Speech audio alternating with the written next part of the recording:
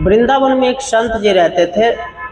सभी लोग श्रद्धालु, जानने वाले संत सब उन्हें जज साहब के नाम से बुलाते थे। जो भी उन्हें जानने वाले थे सब उन्हें जज साहब के नाम से ही बुलाते, जज साहब के नाम से ही उनका अभिवादन भी करते, प्रणाम भी करते।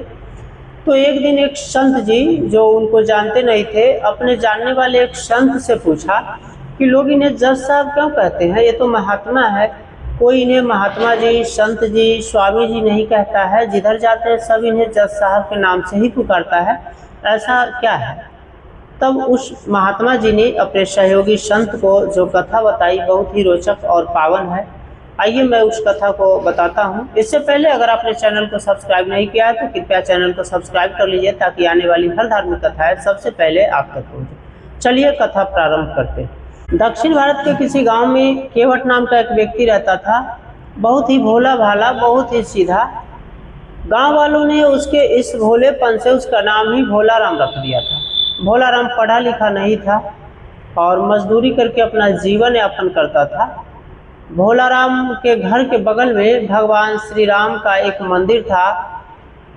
तो भोला राम काम पर जाने से पहले नित्य प्रतिदिन पहले सुबह उठकर मंदिर में जाता, मंदिर में झाड़ू लगाता, मंदिर की साफ सफाई करता, मंदिर के फुलवारी की साफ सफाई करता, संत जी के लिए पानी भर कर लाता और जो भी काम पुजारी जी बताते सब मंदिर की सेवा किया करता, सब काम किया करता था भोला राम। उसके बाद वह अपनी मजदूरी करने के लिए जाता, काम करने के लिए जाता।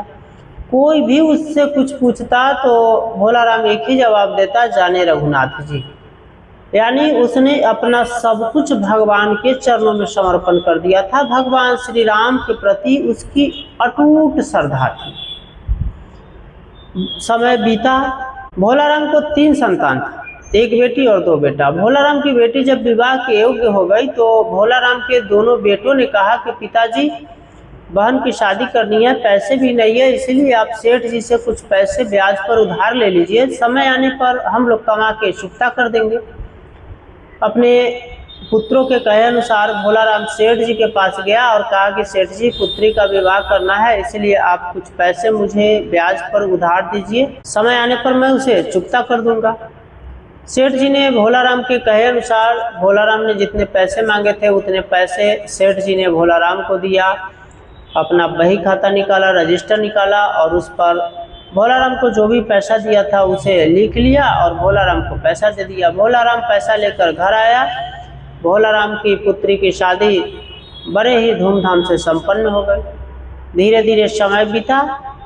भोला राम के दोनों पुत्रों ने भोला राम से कहा कि पिताजी अब पैसे इकट्ठे हो गए हैं उतने जितने में सेठ का कर्ज चुकाया जा सकता है, इसलिए आप जाकर के सेठ जी का कर्ज ब्याज सहित चुकता कर दीजिए। भोला राम ने कहा कि ठीक है, आज मैं काम पर जा रहा हूँ, कल सेठ जी के पास जाकर के उनका पैसा ब्याज सहित चुकता कर दूंगा।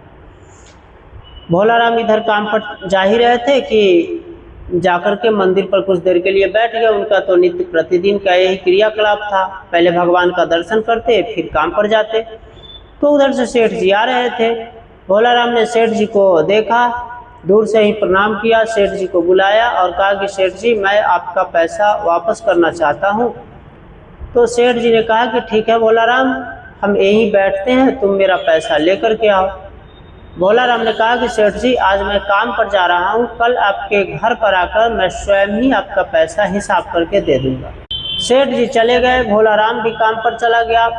कल भोला राम पैसा लेकर के सेठ जी के पास गया। सेठ जी को उसने हिसाब करके ब्याज सहित पैसा चुकता कर दिया। सेठ जी ने बड़ी ईमानदारी से एक पर्ची बना दी और कहा कि भोला राम इस पर अपने दस्तखत करो। भोला राम ने कहा कि सेठ जी मैं तो पढ़ा लिखा हूँ नहीं, अब जो करेंगे रघुनाथ जी करेंगे, मैंने आपको पैसा चुकता कर दिया, अब रघुनाथ जी के सिवा और देखने वाला है ही कौन। अब सेठ जी के मन में लालच आ गया। उसने सोचा कि जब यह पढ़ा लिखा है नहीं तो इसे तो कुछ भी दे सकता हूँ पर्चा पर। उसने एक चाल चली। उसने भोला राम से कहा कि भोला राम कुएं से पानी भर के मुझे 1 लोटा ठंडा जल पिलाओ और फिर उसके बाद अपना पर्चा लेकर के चले जाना। भोला राम सेठ जी के लिए इधर पानी लाने गया और उधर सेठ जी ने एक दूसरा पर्चा बना डाला जिस पर लिख दिया कि मैंने आज तक सेठ जी का पैसा चुकता नहीं किया। और भोलाराम से उस पर निशान भी लगवा लिए और भोलाराम को दे दिया। भोलाराम उस पर्चे को सहेज कर घर आ गया और निश्चिंत हो गया कि हमने सेठ जी का पैसा चुका दिया है। कुछ समय आने पर सेठ जी ने भोलाराम पर कोर्ट में मुकदमा कर दिया।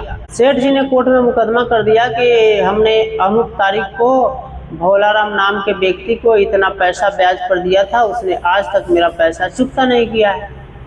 अब मुकदमे की तारीख तय हो गई और भोलाराम को सम्मन आया। भोलाराम कोर्ट में गया तो जज साहब ने पूछा कि तुमने सेठ जी से पैसे उधार लिए थे? भोलाराम ने कहा कि जी हुजूर, मैंने अपनी पुत्री के विवाह में सेठ जी से इतने पैसे उधार लिए थे। क्या तुमने चुकता नहीं किया? जज ने पूछा। भोलाराम ने रोते हुए कहा कि हुजूर, मैंने तो इनका पैसा सारा चुकता कर दिया, ब्याज सहित चुकता कर दिया। इन्होंने पर्ची लीक कर दी है। जज साहब ने पर्ची पढ़ी। पर्ची पर तो लिखा हुआ था कि मैंने आज तक एक पैसा भी सेठ जी को नहीं दिया, इनका पैसा चुकता नहीं किया है। जज साहब देखकर समझ गए कि भोलाराम बहुत सीधा साधा व्यक्ति है। जज साहब ने भोलाराम को कहा कि रो मत, एक चीज़ बताओ कि जिस समय तुमने पैसा दिया था सेठ जी को, उस समय और कोई तीसरा गवाह था वहाँ पर मौजूद था? भोलाराम ने कहा कि जी, वहाँ पर रघुनाथ जी थे। जज को लगा कि यह रघुनाथ कोई व्यक्ति है जो इसी के गांव का होगा, इसी के आसपास का होगा, पड़ोस का होगा। कहा ठीक है, तुम जाओ, अगली तारीख को आना। जज साहब ने रघुनाथ जी के नाम से एक सम्मन जारी कर दिया। अब चपरासी सम्मन लेकर के उस गांव में आया जिस गांव में भोलाराम का घर था, लेकिन संजोग की बात वहाँ रघुनाथ जी नाम का कोई व्यक्ति ही नहीं था। वह चपरासी सबसे पूछकर थक हार गया, कहीं रघुनाथ नाम का कोई व्यक्ति नहीं मिला। तब किसी ने उसे बता दिया कि रघुनाथ जी नाम का कोई व्यक्ति तो यहाँ नहीं है, लेकिन रघुनाथ जी का एक यहाँ मंदिर है।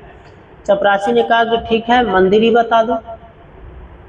किसी व्यक्ति ने बता दिया कि उस जगह पे रघुनाथ जी का मंदिर है। चपरासी वहीं गया। चपरासी जब सम्मन लेकर के मंदिर पर पहुंचा तो उसने देखा कि मंदिर पर पुजारी जी राम नाम का माला जप रहे हैं, राम नाम का कीर्तन कर रहे हैं, सीताराम सीताराम जप रहे हैं। चपरासी वहां पहुंचकर पुजारी जी से पूछा कि रघुनाथ जी का मंदिर यही है? पुजारी जी ने कहा कि हाँ यही है। तो यह सम्मन आया है। पुजारी जी ने कहा कि कैसा सम्मन? बोला कि श्री रघुनाथ जी का सम्मन है। पुजारी जी ने हस्ताक्षर कर दिए। चपरासी ने सम्मन पुजारी जी को थमा दिया। चपरासी चला गया। पुजारी जी ने उस सम्मन को पढ़ा। पुजारी जी ने जब सम्मन को पढ़ा तो उसमें वही सब बातें लिखी हुई थी। पुजारी अब मन ही मन भगवान की लीला पर सोच रहा है कि प्रभु की कैसी लीला है। पुजारी जी ले जा करके उस सम्मन को भगवान श्री राम के चरणों में रख दिए और कहे कि प्रभु, आज तक आपकी पूजा की सामग्री तो बहुत आई, वस्त्र वगैरह बहुत भेंट चढ़ावाया, मुकुट वगैरह श्रृंगार के साधन वगैरह बहुत चढ़ावा में आए, लेकिन सम्मन पहली बार आया है, इसीलिए लीजिए, स्वीकार कीजिए। वह भगवान के चरणों में सम्मन रख दिया। सम्मन पर जो कोर्ट में हाजिर होने की तारीख थी वह तो पुजारी को पता ही था, लेकिन पुजारी जी ने उस भोलाराम से पूछा कि भोलाराम, एक चीज़ बताओ, तुमने भगवान का नाम क्यों रख दिया इसमें? बोला कि तो और क्या करता, मेरा भगवान के सिवा और है ही कौन? मैंने तो सच ही बोला है ना कि जिस समय सेठ जी को पैसा दिया उस समय श्री रघुनाथ जी के अलावा मेरा वहाँ दूसरा कोई और था नहीं, तो मैंने तो सच ही बोला है। पुजारी जी भी जानते थे कि भोलाराम बहुत सीधा साधा है। पुजारी जी ने भगवान के सामने जाकर प्रार्थना की कि हे प्रभु, आपके सिवा इसका कोई नहीं है और आप ही के भरोसे यह अपनी ज़िंदगी जी रहा है, इसलिए प्रभु कोई उपाय तो ऐसा ज़रूर करना है आप, जिससे भोलाराम की लाज बच जाए। सम्मन पर जो तिथि था, यानी जिस दिन सम्मन की तिथि थी कोर्ट में हाजिर होने का, उस दिन भोलाराम अहले सुबह उठा, भगवान को प्रणाम किया और कोर्ट के लिए चल पड़ा। इधर पुजारी जी भी अहले सुबह उठे। पुजारी जी जानते थे कि आज भगवान को कोर्ट में जाना है, इसलिए अच्छे अच्छे नए नए वस्त्र पहनाए, भगवान को श्रृंगार प्रसादन किया, कुछ भोग वगैरह बनाया और भगवान को खिलाया कि भगवान आज कोर्ट जा रहे हैं। और पुजारी जी ने भी बहुत ही सवेरे अपना सब काम संपन्न कर लिया, भगवान को नहलाना, अच्छे वस्त्र पहनाना, भोग लगाना, सब कुछ। पुजारी जी जानते थे, पुजारी जी की भी अटूट श्रद्धा थे भगवान पर, अटूट विश्वास था कि भगवान आज भोला राम की मदद करने कोर्ट जरूर जाएंगे। कोर्ट में पेशकार ने, चपरासी ने पुकारा कि भोला राम हाजिर हो, तो भोला राम अंदर गए। जज साहब ने पूछा कि कहाँ है तुम्हारा गवाह, कहाँ है तुम्हारा रघुनाथ? तो भोला राम ने कहा कि यहीं कहीं होंगे। जज साहब ने आदेश दिया, चपरासी ने पुकारा, रघुनाथ जी हाजिर हो। 3 बार जैसे ही पुकारा तो उधर से हाथ का इशारा देते हुए एक फटा पुराना कपड़ा पहने हुए एक वृद्ध व्यक्ति हाथ में लाठी लिए हुए कोर्ट रूम की तरफ बढ़ा और जाकर कटघरे में खड़ा हुआ। जज साहब ने पूछा कि तुम ही रघुनाथ हो? उस वृद्ध व्यक्ति ने कहा कि जी मैं ही रघुनाथ हूँ। जज साहब ने पूछा कि जिस समय भोला राम ने पैसा दिया था उस समय तुम वहाँ मौजूद थे? उस वृद्ध व्यक्ति ने, रघुनाथ जी ने कहा कि जी मैं वहाँ मौजूद था। तो जज साहब ने कहा कि तुम कैसे साबित कर सकते हो कि तुम वहाँ मौजूद थे? रघुनाथ जी ने कहा कि जज साहब साबित करने की कोई बात नहीं है, क्योंकि जिस समय भोला राम ने पैसा दिया था उस समय तो सेठ जी ने ईमानदारी से एक पर्चा बना दिया था कि इसने अपने सारे पैसे चुकता कर दिए, लेकिन बाद में सेठ जी के मन में लालच आ गया, उसने पर्चा बदल दिया और पर्चे पर लिख दिया कि इसने अब तक कोई पैसा चुकता नहीं किया है और भोला राम से अंगूठा के निशान भी लगवा लिए। भोला राम तो पढ़ा लिखा नहीं है, लेकिन संजोग की बात, सेठ जी ने अपने जिस बही खाते में पर्चा को रखा था, जिस पर्चा पर लिखा हुआ है कि भोला राम ने सारा पैसा चुकता कर दिया, उस पर्चे को फाड़ना भूल गए और आज तक सेठ जी के अमुक कोठरी में, अमुक कमरा में रखा हुआ है, अमुक अलमारी में रखा हुआ है। हुजूर आपका आदेश हो तो सेठ जी को यहीं रोक लिया जाए और किसी चपरासी को, सिपाही को भेज करके उस कमरे से उस बही खाता को यहाँ मंगवा लिया जाए। अब रघुनाथ जी के बात को सुनकर जज ने आदेश किया और कोर्ट का एक चपरासी सेठ जी के यहाँ गया। देखा तो जो रघुनाथ जी ने बताया था हूबहू उसी कमरा में, उसी अलमारी में, उसी जगह पर वह बही खाता थी जैसा कि रघुनाथ जी ने गवाही में कहा था। चपरासी लेकर के कोर्ट में आया। जज साहब ने देखा तो बात सही थी, पर्चा पर लिखा हुआ था कि भोला राम ने अपना सारा पैसा ब्याज सहित चुकता कर दिया। अब सेठ जी को जज साहब ने दंडित किया और भोला राम को बरी कर दिया। भोला राम जब कोर्ट रूम से बाहर निकला तो जज साहब का माथा ठनका। उन्होंने भोला राम को पुनः बुलवाया। इधर रघुनाथ जी निकले और तेजी कदमों से ओझल हो गए। भोला राम जब कोर्ट रूम में अंदर आए तो जज साहब ने पूछा कि ये रघुनाथ जी कहाँ रहते हैं? भोला राम ने कहा कि जहाँ मैं रहता हूँ। अब जज साहब ने पुनः प्रश्न किया कि तुम कहाँ रहते हो? भोला राम ने कहा कि जहाँ रघुनाथ जी रहते हैं। जज साहब जान गए थे कि भोला राम बहुत सीधा साधा है। जज साहब ने पुनः प्रश्न किया कि ये रघुनाथ जी करते क्या है? भोला राम ने कहा कि हुजूर इनका मंदिर है। जज साहब ने पूछा कि क्या इन्होंने मंदिर बनवाई है? बोला कि नहीं, मंदिर नहीं बनवाई है, ये मंदिर में ही रहते हैं। जज साहब ने पूछा कि ये पुजारी है? पुजारी तो लगते नहीं है। बोला कि पुजारी नहीं है हुजूर, ये मंदिर में ही रहते हैं। जज ने पुनः पूछा कि मैं आपकी बात को भोला राम नहीं समझ पा रहा हूँ, ये मंदिर में करते क्या है? पूजा करते हैं, मंदिर की देख रेख करते हैं या क्या करते हैं? भोला राम ने कहा कि हुजूर न तो पूजा करते हैं न मंदिर की देख रेख करते हैं, हम सब लोग इनके मंदिर में रहते हैं, हम इनके मंदिर में रहते हैं, इन्हीं की मंदिर में पूजा होती है और सब लोग इन्हीं की ही पूजा करते हैं।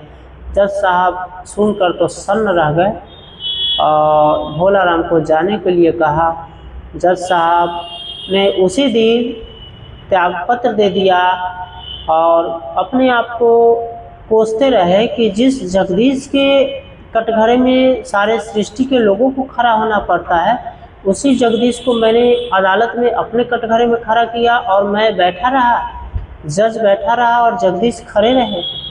जज साहब कोसते रहे, जज साहब की आंखों से अश्रु धारा बहती रही। जज साहब इस्तीफा दे दिए और निकल गए, संत बन गए। कहते हैं कि जज साहब कभी मंदिर के ऊपर सीढ़ियों पर नहीं चढ़े, मंदिर में अंदर भगवान का दर्शन नहीं करने गए। जब भी जाते मंदिर के नीचे ही यानी मंदिर के पीछे से या बगल से कहीं से मिट्टी उठा लेते, अपने मस्तक पर लगा लेते और फिर प्रणाम करके परिक्रमा करके चल देते। जज साहब ग्लानि कर रहे थे और पश्चाताप की अग्नि में जल रहे थे कि जिस जगदीश्वर के सामने पूरे सृष्टि को खड़ा होना होता है, उसी को मैंने कटघरे में खड़ा किया। जगदीश्वर खड़े रहे और जज बैठा रहा। मैंने कितना बड़ा अनर्थ कर दिया, कितना बड़ा पाप किया। और जज साहब इसी ग्लानि में तीर्थों का भ्रमण करते रहे, संत बन गए और अपने आप को कोसते रहे, पश्चाताप करते रहे और उन्होंने अपना सब कुछ भगवान के चरणों में ही समर्पण कर दिया, सब कुछ भगवान के चरणों में ही समर्पित कर दिया। तो यह थी आज की पावन कथा कि जो अपना सब कुछ भगवान के चरणों में समर्पण कर देता है, भगवान उसके लिए बहुत ही सुलभ हो जाते हैं, सहज ही सुलभ हो जाते हैं और भगवान सदा के लिए उसके हो जाते हैं। क्योंकि भोला राम ने अपना सब कुछ भगवान के चरणों में समर्पण कर दिया था, इसीलिए भगवान अपने भक्त का अपमान न सहन कर सके और भक्त के लिए स्वयं कोर्ट में गवाही देने के लिए चले गए। तो यह थी आज की पावन कथा। कल मिलेंगे किसी नए कथा के साथ, तब तक के लिए राधे राधे, जय श्री कृष्णा। और अगर कथा अच्छी लगी हो तो कृपया चैनल को लाइक और सब्सक्राइब करना ना भूलेंगे। जय श्री कृष्ण।